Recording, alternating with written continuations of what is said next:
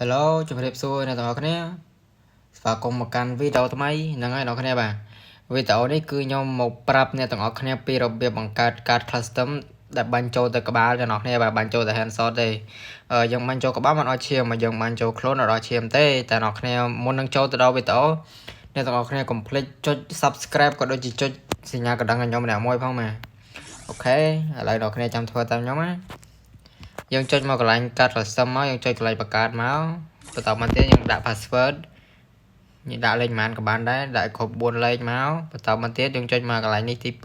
2យើងដាក់វគ្គអីចឹងទៅយើងដាក់13វគ្គមកដើម្បីឲ្យយើងលេងបានម្នាក់7វគ្គហើយយើងដាក់លុយអីចឹងមកដាក់ច្រើនមកលុយដើម្បីបានទិញកំភ្លើងល្អលេងអូខេបន្តមកទៀតយើងអូសមកក្រោមអូអស់បន្តមកទៀតយើងមើលមកខាងឆ្វេងដៃ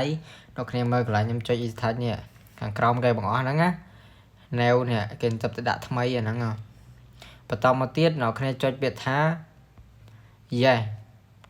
មុនដំបូងវា no ទេអ្នកគ្នាបាទមុនដំបូងវា no ទេប៉ុន្តែយើងដាក់ yes មកយើងចុចកន្លែង yes មកយើងចូលលេងទៅដល់ពេលដែលយើងបានចូលក្បាលបានអត់ឈាមដល់ពេលយើងបានចូលខ្លួនអត់ឈាមណាអ្នកគ្នាហ្នឹងហើយអ្នកគ្នាបាទខ្ញុំបញ្ជាក់គឺតែមានតែប៉ុណ្្នឹងហើយបើសិនជាអ្នកទាំងអស់គ្នាធ្វើបានឯងកុំភ្លេច comment ប្រាប់ខ្ញុំនៅក្រោមវីដេអូផងអ្នកគ្នាបាទបន្តមកទៀតយើងដាក់តកកមកតកកនេះដាក់ no មកគឺអូតូអ្នកគ្នាបាទអូខេវីដេអូខ្ញុំគឺមានតែប៉ុណ្្នឹងឯងអ្នកគ្នាកុំភ្លេចចុច subscribe ក៏ដូចជាចុចបើកសញ្ញាកណ្ដឹងឲ្យខ្ញុំអ្នកមួយផងដើម្បីទទួលបាននៅវីដេអូថ្មីៗពីខ្ញុំទៀតអ្នកគ្នាបាទអរគុណច្រើនជួបគ្នានៅវីដេអូក្រោយ